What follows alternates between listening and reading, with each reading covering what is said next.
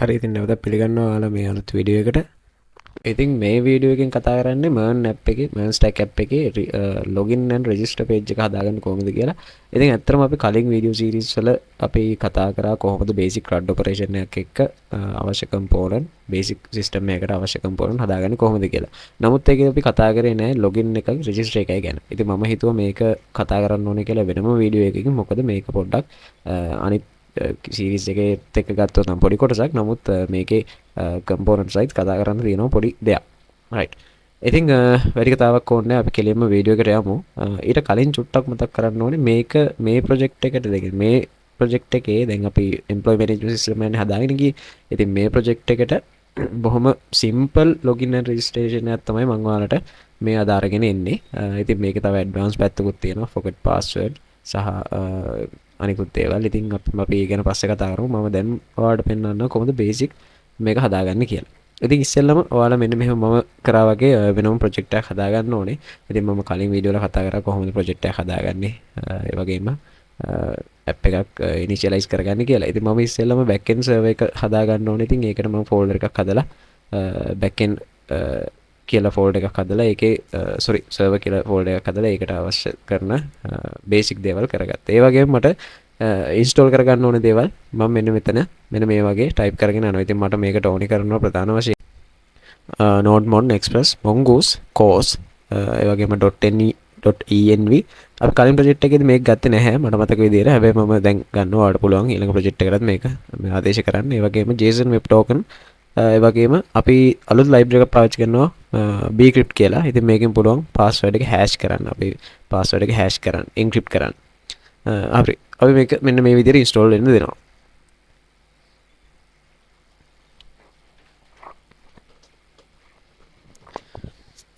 හොඳයි. ඒක ඉන්ස්ටෝල් වුණාට පස්සේ මට මෙන්න මෙතන package.json එකේ චූටි දෙයක් වෙනස් කරගන්න ඕනේ. ඔයාලට පේනවා මෙතන ඉන්ස්ටෝල් කරලා දැන්වත් මම ඉන්ස්ටෝල් කරලා තියෙන දේවල් සහ හරි. මම දැන් මේක ඇතුලේ server එක ඇතුලේ හදාගන්නවා server.js කියලා ෆයිල් එකක්. මම ඒකට ඉස්සෙල්ලා server එක වැඩ ගන්නවද කියලා බලන්න hello world එකක් දෙයිලා බලමු. අපි අපේ app එක හරියට run වෙනවද කියලා බලන්න ඕනේ කලින්. right. මම මෙන්න මෙතනින් කමාවක් දාගෙන මම මෙතෙන්ට දෙනවා start කියලා simple start. ඒකට colon එකක් දාලා මම ආයෙ දෙනවා node.mon. මම පාවිච්චි කරනවා node.mon. මගේ server එක stop වෙන්නේ නැතුව නවත්තක මේ run කරන්න දිගටම server.node.mon server.js කියලා මම මේ විදිහට type කරනවා. දැන් මම start කරලා බලනවා npm start right. මට මෙන්න මේ විදිහට hello world කියන එක console එකේ බලා ගන්න පුළුවන්. right. දැන් මම ඒක delete කරා. ඒත් මගේ server එක තාම run වෙනවා. app එක run වෙනවා. හරි. දැන් අපි බලමු මොනවද හදන්න ඕනේ කියලා. ඉතින් ඉස්සෙල්ලා මම config කියලා folder එකක් හදාගත්තා. ඉතින් මේකේ මට අවශ්‍ය කරන db configuration එක හදාගන්න පුළුවන්. මම මේ විදිහට db.js කියලා එකක් හදාගන්නවා. ඊට පස්සේ මම ඉස්සෙල්ලම කරන්නේ mongoose මගේ project එකට import කරගන්න එක. ඉතින් ඔයාලට මතක් වෙන්න ඕනේ කොහොමද mongoose install කරන්න කියලා. මම මේ වගේ const mongoose කියලා variable එකක් අරගෙන ඒක mongoose library එකේ dependency එකකින් import කරගත්තා. ඒ වගේමයි මට ඕනේ connect කියලා function එකක් හදාගන්න. ඉතින් ඒ connect function එකෙන් තමයි මම MongoDB එකත් එක්ක මේක connect කරන්න යන්නේ. ඔයාලා දන්නවා මේක async task එකක් නිසා මම async තියන දීපා දුන්නා. ඊට පස්සේ bracket එකක් දාලා මේ විදිහට try catch block එකක් ඇතුලේ මෙන්න මේ විදිහට මේ වැඩේ කරනවා.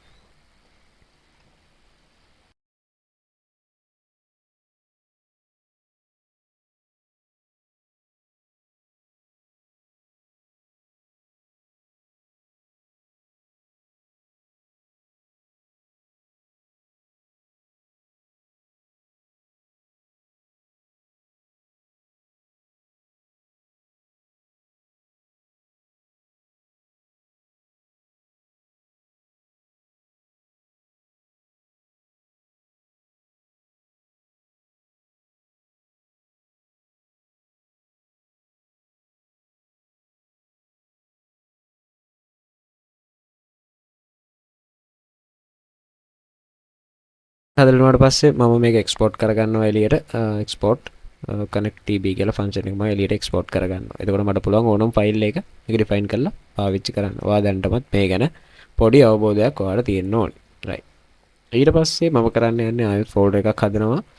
මොඩුල් එක. එතකොට මොඩුල්ස් හදාගන්න ඕනේ මට මොන වගේ එකක්ද මම පාස් කරන්න කියලා. ඉතින් database එක සේව් කරන්න. ඉතින් මම user model එකක් හදාගන්න. ඉතින් ඒකට user.js කියලා ෆයිල් එකක් මම හදාගන්න. ඉස්සෙල්ලම මම කරන්නේ මේකටත් mongoose import කරන එක. මොකද user schema එක මම store කරන්න ඕනේ mongoose වල නිසා. ඉතින් මම මේක ඉස්සෙල්ලම mongoose require කරගත්තා මේ විදියට. ඊට පස්සේ මම ආයෙත් user schema එක හදාගන්නවා. ඉතින් ඒකට const variable එකක් මම ගත්තා new mongoose.schema. ඉතින් මේක ඇතුළේ මට මගේ schema එක පාස් කරන්න පුළුවන්. ඒ කියන්නේ මට තියෙන්නේ මොන වගේ data typesද සහ මොන වගේ attributes කියන එක. ඉතින් මට මෙතනදී මම පාවිච්චි කරන්නේ username සහ password විතරයි.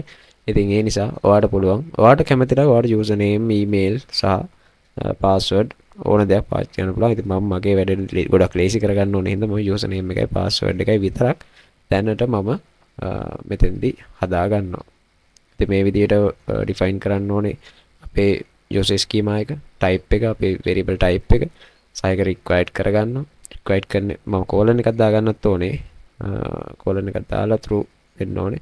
ඒත් එක මම තව විශේෂ දෙයක් මේකට පාස් කරනවා. මේක unique කියන concept එකේ මට ඉන්න ඕනේ. මේ username unique වෙන්න ඕනේ. කෙනාට එක්කෙනාට. ඒ නිසා unique කියන එකට මම true දීලා මේ component මේ කියන්නේ මේ name username කියන එක ඉවර කරගන්න. ඊට පස්සේ මට ඕනේ password කියන එක. ඉතින් password එකටත් මේ ටිකමයි මේ වගේම type එක දීලා ඒක require කරගන්න විතරයි ඔයාලට තියෙන්නේ.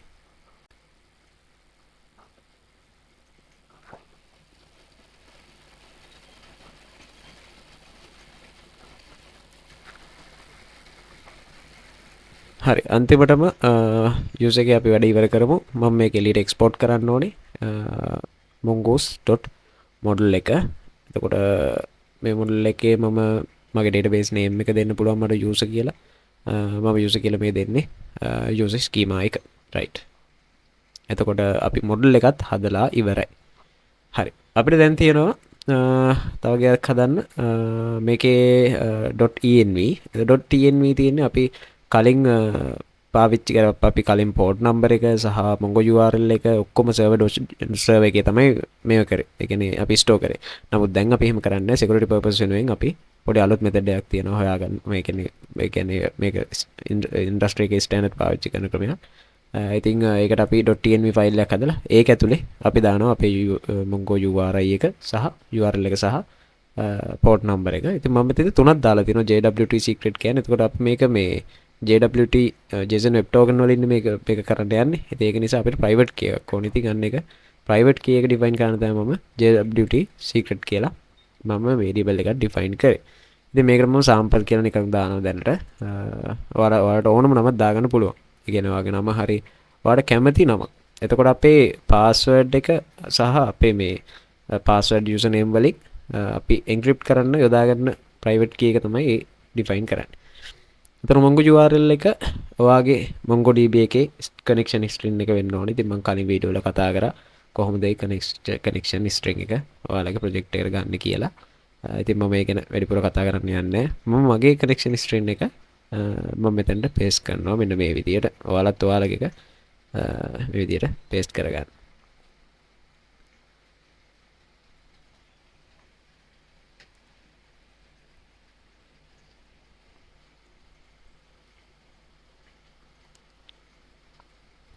හරි මතක් කළා මේක මේ කරලා සේව් කරගන්න. right. තමා semicolon අවශ්‍ය නැහැ. මම ආයෙත් db configuration එකට යනවා ගිහිල්ලා connect කියන method එකේ මම කලින් දුන්නේ mongo URI නේ.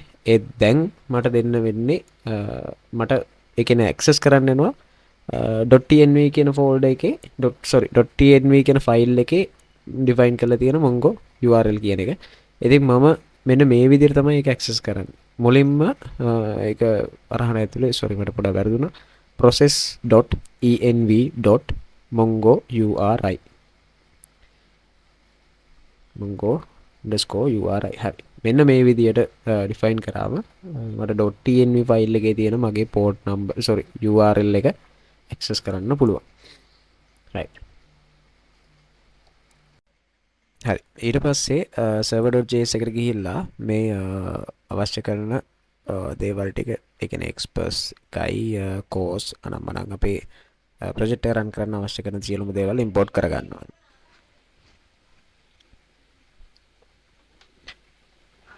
ඊට පස්සේ අපි .env යූස් කරමු මෙන්න මේ විදියට. එතකොට අපිට env ක්ලාස් එකේ තියෙන හැම එකම ඇක්සස් කරන්න පුළුවන්. දැන් අපි මේකෙන් තමයි database එක කනෙක්ට් කරන්නේ. අපි අර පැත්තෙන් හදලා එක්ස්පෝර්ට් කරානේ. ඉතින් මම මගේ එක්ස්ප්‍රස් ෆ්‍රේම්වර්ක් ඉනිෂියලයිස් කරා මේ විදියට. ඊට පස්සේ course enable කරා. එතකොට අපිට front end එකත් එක්ක manage මේ කනෙක්ට් කරන්න ලේසි. එතකොට පස්සේ අන්තිමට abstract JSON express එක දැම්මා. ඊට පස්සේ route define කරනවා. මම ඒක space තියෙන දැන් route එක හදලා නැති නිසා ඉතින් port number එක මෙන්න මේ විදියට මම define කරගන්නවා. ඒත් එක්කම අන්තිමට මම server එක හදනවා. මේ දැනුම ඔයාලට දැනටමත් තියෙනවා කලින් ප්‍රොජෙක්ට් වල කරපු නිසා. ඒක නිසා මේක පොඩ්ඩක් ඉක්මනට explain කර යන්න. හරි දැන් අපිට ඔක්කොම අපේ හරි හැබැයි අපි ලොජික් ඉම්ප්ලිමන්ට් කරේ නැහැ. ඉතින් ලොජික් එක ඉම්ප්ලිමන්ට් කරන්න මම වෙනම ෆෝල්ඩර් එකක් හදාගන්නවා controllers කියලා. එතකොට අපේ route එක මහ ලොකුවට කම්ප්ලෙක්ස් කරගන්න ඕනේ නැහැ. මම මේ මෙන්න මේ විදියට auth controllers කියලා හදාගත්ත JS ෆයිල් එකක්. ඒකේ ඉස්සෙල්ලම user define කරගත්ත. ඒ user define කරගත්තේ මගේ module class එකේ ඉන්න user ලගෙන්. ඊට පස්සේ මම bicrypt import කරගත්තා. ඒක bicrypt.js ඊට පස්සේ jwt එකත් මම variable එකකට ගත්තා.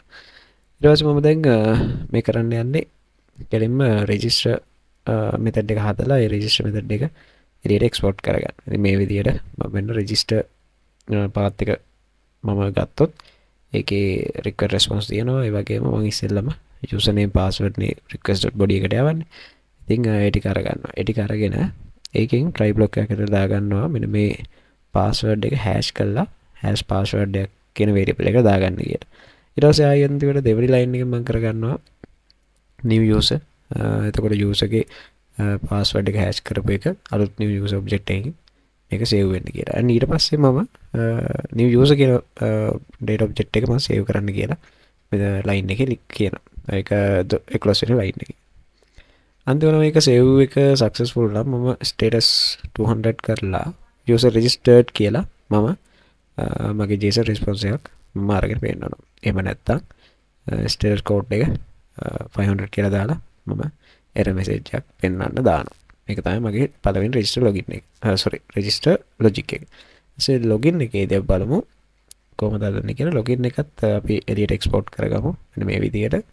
එතකොට ඒකත් async මම request response තියෙනවා. ඒකේ මම ඉස්සෙල්ලාම මගේ username එක ගන්නවා සහ password එක. එතකොට request.body මේකත් මම try catch එකක් ඇතුළේ දා ගන්න ඕනේ. user කේට object එකක් හදා ගන්නවා. ඊට පස්සේ මම user object එකේ බලනවා method එක find one කියන method එක call කරලා බලනවා username එක pass කරනවා. ඉතින් ඒ වගේම username එකට සමාන user කෙනෙක් හම්බුනොත් මම ටක් ගාලා එතන ඇතුළේ logic එකක් ලියනවා. මේක ඒකේ password එක bicrypt කරන්න bicrypt කරලා compare කරන්න existing password එකත් එක්ක ඒක match නම් විතරක් මම token එකක් generate කරලා දෙන්න මෙන්න මේ විදියට. token jw sign in id හරි මෙන්න මේ token එක generate කරන්න තමයි මට මගේ jwt secret code එකක් ඕනේ. ඉතින් ඒක මම 2 hours වලින් expire කරනවා. ඒකට අදාළ line එක තමයි මේක. සහ ඒක success වුණොත් මම JSON response එකකින් token එක print වෙන දානවා. එහෙම නැත්නම් මට මේකට invalid credentials කියලා මෙන්න මේ විදිහට දෙන්න වෙනවා. හරි catch එකේදී මොනවා හරි එකක් අපි අල්ලගත්තොත් අපි ඒක status code 500 කරලා මොනවා හරි server එකක් හරි මොනවා හරි error එකක් error එක පෙන්වන්න කියලා දානවා. හරි දැන් අපේ auth control එකයි වැඩෙත් ඉවරයි. දැන් අපිට කරන්න තියෙන routes ටික හදන එක. ඉතින් මම folder එකක් හදාගත්ත routes කියලා. ඉතින් routes එකේ අපි auth routes.js මේකෙන් මට පුළුවන් සිම්පල් කරන්න මේ routes එක කම්ප්ලෙක්ස් වෙන්නේ නැතුව ඉස්සෙල්ලාම express import කරගත්තා. ඊට පස්සේ මම control එකේදී හදපු register login functionalities මම මේකෙන් import කරගන්නවා. ඒ import කරගෙන මම router එකත් ගන්නවා express එකෙන්. ඊට පස්සේ මට router.post register path එකට ගියොත් register functionality එක වැඩ කරන්න සහ login path එකට ගියොත් login functionality වැඩ කරන්න. ඒ වගේම ඒක export කරලා router එකෙන් එළියට export කරනවා. දැන් අපි බලමු මේක ටෙස්ට් කරලා right login තියෙනවා http localhost 5000 මගේ port එක run වෙන්නේ මම මෙන්න මේ විදිහට username එක දෙනවා json request එකක් maxvb හරි password එක මම දෙනවා හරි ඒ විදිහට දීලා මම send කරනවා send වුණාට පස්සේ ඔයාලට බලා ගන්න බර response එක user registered කියනවා මම ආයෙ send කරාම කියනවා ඒක duplicate already registered කියලා අපිට response එකක් ගන්න පුළුවන් login එකේදී try කරාම ඔයාලට පේනවා token එකක් මට generate කරලා දෙනවා ඉතින් මේක 2 hours වලට valid හරි ඔන්න ඔච්චරයි මට අද කියන්න ඕනකම තිබ්බේ ඉතින් back end process එක සම්පූර්ණයෙන්ම ඉවරයි ඉතින් අපි මේක බලමු කොහොමද front end එකට integrate කරගෙන front end එකේ page ටික හදාගන්න කියලා